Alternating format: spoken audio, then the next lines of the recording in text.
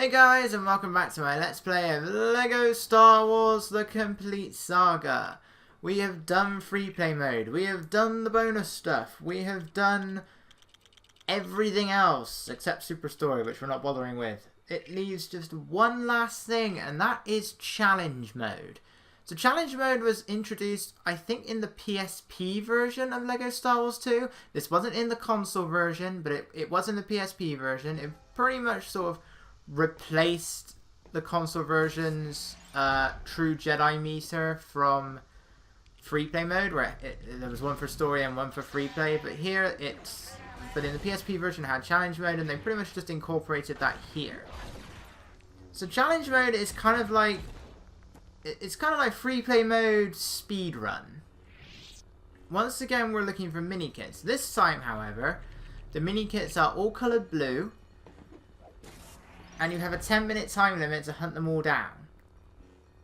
There's no way of actually helping you find these, that you can't use any of your extras. It's not like when we were in the bonus challenges where we could use some of them. We could use most of them, they just deleted a few. Here you can't access your extras menu. So there's no mini kit detector or anything like that. Some of them are in exactly the same places as the mini kits, others are in completely new locations. Some of them are, and just like the mini kits, some of them are flat out given to you, others are more challenging to find, and you can switch between characters just like in free play mode. Now, I didn't want to just keep abusing the ghost characters. I wanted to show off some of the other characters. So, I am going to be... Well, I'm going to be doing that. I'm going to be showing off some of the other characters in the game. Most of which we have already seen. Even though, really, this is probably the best time to actually use your ghost characters. And there will be some levels where I will be doing that. But because you can't use your extras, you can still die. So your invincibility is turned off. I mean, you don't get studs here. You don't get them, but you don't lose them either. So, because there's nothing to lose. So there will be certain levels where just maybe collecting the mini kits are easier when they can't see me. Mainly in the boss levels, but also stuff like Death Star Escape, most definitely. That room with all of the stormtroopers, that'll be a lot easier to do with a ghost character. But I'll mainly be just saving it for the boss characters. Because it's going to be kind of hard to go around looking for mini kits when you've constantly got Count Dooku trying to attack you. It's really the only one though, because all the other boss characters do give you the opportunity to look for things. And Darth Vader isn't so much of a boss, it's just a level. The only boss fight is at the end. So it's 10 minutes for each one, and what you have... since you can't get studs in the main levels, instead it's just like the challenges. Actually, I don't think the challenges did it. I think no, Super Story I think it was that did it, where however much time you have left you get studs for it. Not many though, but you do still get 50,000 studs every time you complete challenge mode for the first time. So there is that. And the way this is going to work, I'm going to be doing this as 2 parts per episode, and I think I'm going to stick to that with the originals as well. Of course, the original levels are of course longer. The original trilogy levels, I should say. LEGO Star Wars 1 came first. So this level takes no time whatsoever. There are of course some big levels. Retake Theed Palace, Escape from Naboo are the 2 big ones. But for the most part, these levels won't take very long. But the LEGO Star Wars 2 levels may take a bit longer. But I'm going to try and see if I can just do 3 levels apart, 2 per episode. Because of course none of these are going to go on any longer than half an hour. And we have all the in-between stuff, but that takes a few seconds. Because unless you have to, which in LEGO Star Wars 2 case is a lot, but in the prequels nowhere near, for the most part you can just ignore the enemies. Going after them may make certain bits easier, and for the most part that's what I do. And I keep attacking this guy because I keep thinking he's an enemy, and I'm wondering why is nothing happening. Oh, he's my partner character. Randomly changing up again. See, the battle droids actually do attack them this time. In LEGO Star Wars 1 they never did that. They would never attack other battle droids. The super battle droids did, and the droidicas did. They always saw through it, but Regular battle droids never attacked you if you were playing as a battle droid. They still attacked you if you played as things like the super battle droid or the droideka, but never as one of them. It's weird how they changed that here. I can't remember if 3 does it. No, I don't remember if 3 does it or not. And that's our last one. So that's all we have to do. Just go around and collect 10 blue mini-kits. Or whilst I try and figure out how to make a thumbnail for these. I mean, my free play mode runs thumbnails are not particularly interesting, but it sort of shows what it is. But I can't find any good images of a blue mini-kit. Not one without a background anyways, for the most part it's just an image of the game.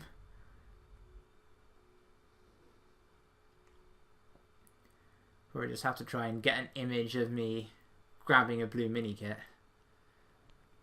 Right, this is where I made a slight error.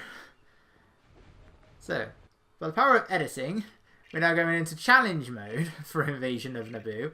Because what I did is I accidentally went into free play mode. And I was like, where's the blue mini-kit? I practiced this just yesterday. There was definitely a blue mini-kit here yesterday. Oh, I've gone into free play mode. I was just like, there's no blue mini-kit. And suddenly I'm like, oh, the counter is missing and so is the clock. Oh, I've gone into free play mode. Okay, let's get out of here and do the proper thing now. Because there's no mini-kits to collect in here. Once you've collected those mini-kits are gone. This can be a good area to have a ghost character as well, but yeah, for the most part it's fine. Most of the time the droids that come out don't attack you. I mean, these ones are supposed to, that's what they're there for. But the ones that are just going through the jungle from left to right, most of the time they go straight past you. A few times they stop and attack, but for the most part they just ignore you. And then you're no threat with the Gungans.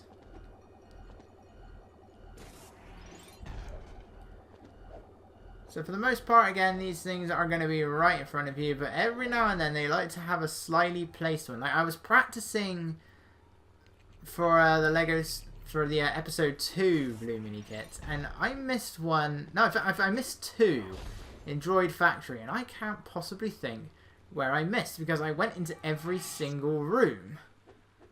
So I'm going to have to try that again. See, like, what? Not only did I miss 1, I missed 2. How do I miss 2?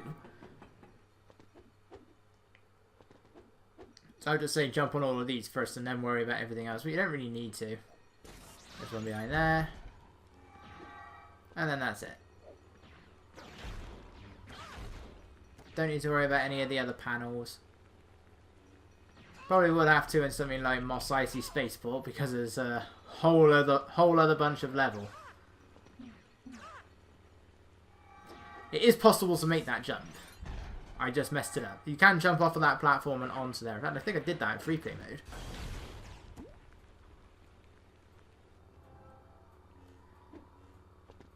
But this was another level that I actually did miss one on while practicing. I can't remember which one it was I missed now. It's either the one that's behind that big vehicle or it's the one in the tree just next to it. I think that was one of the 2 I missed. Every now and then I do forget, so I do go into these little areas that I don't need to, like this right here. Like there's nothing in there. That was me wondering, is there one in there or was there not? I can't remember. It turns out, no, there wasn't.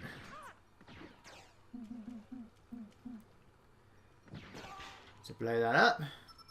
We didn't need to do in LEGO Star Wars 1 because we didn't have bounty hunter characters in LEGO Star Wars 1. I mean, you could play as Jango Fett, but he didn't have any rockets or anything.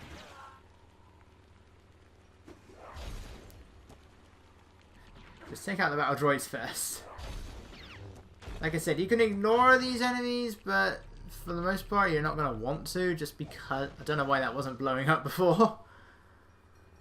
Just because they're going to keep attacking you, and you get hurt, you're going to stop building, you're going to stop using your force powers. And that's where it's kind of annoying. So you will need Jar Jar or a high jumping character to get up to this thing.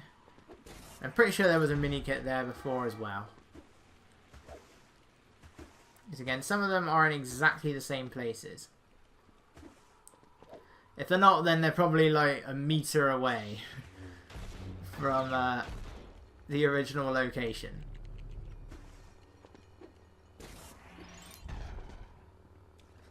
Oh, Jar Jar. There we go. So just get up here, and then the last one is just in our final stretch. Just next to where we built this weird dog-shaped thing that I have no idea what this thing is supposed to be, but I'm sure it's a reference to something. Don't know what that reference is, but it's probably a reference to something. You don't expect to get many studs, and you can't grind for this either. I'm pretty sure that you only get these mini kit. You only get this 50,000 studs when you complete it the first time. I'm pretty sure it doesn't give you anything after that. Now, if you're playing the PSP version of LEGO Star Wars 2, I don't think that there was a PSP version of 1. Even though the console was out by that point. But as a result, there's no use old save thing that the console version had. That allows you to play as the LEGO Star Wars 1 characters if you had that the profile on your memory card. As such, you instead unlock the characters by completing challenge mode. I don't know how you unlock all the characters. I never played that far into LEGO Star Wars 2 on PSP. I still have it, but I never went that far into it because I so rarely play my PSP. Battery barely works. It drains in such a quick amount of time and then I have to reset the clock. It needs a new battery in it. My PSP collection, so I'm looking at it right now. There's only 5 games there, 2 of which I own on PS2. The only other 3 are Burnout Legends and the 2 Sonic Rivals games. Still haven't played 2. I need to get to playing Sonic Rivals 2. And get a new LEGO Sonic Rivals 1 because the disc is the disc, whatever you call it on a PSP, is actually coming out. It's breaking. They're both pre-owned, so that's probably why. Since Sega did delist everything. Okay, so Escape from Naboo. This is one that I can never remember where everything is. As such, this is the one we're going to be in the longest for. Until we get to retake the palace, is because that level is really long. It's a very odd place to have that battle droid. What the hell was that? I don't know if that's going to be picked up on the microphone, but that was a very loud bang. I'm guessing that was the next door because I actually felt the floor rumble when that happened.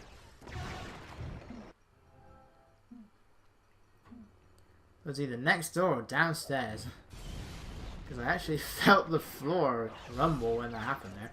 Earthquake! It's an earthquake! Oh god, an earthquake in Britain, that's the last thing you need. Because if everybody... We're British. We are not brave in this country.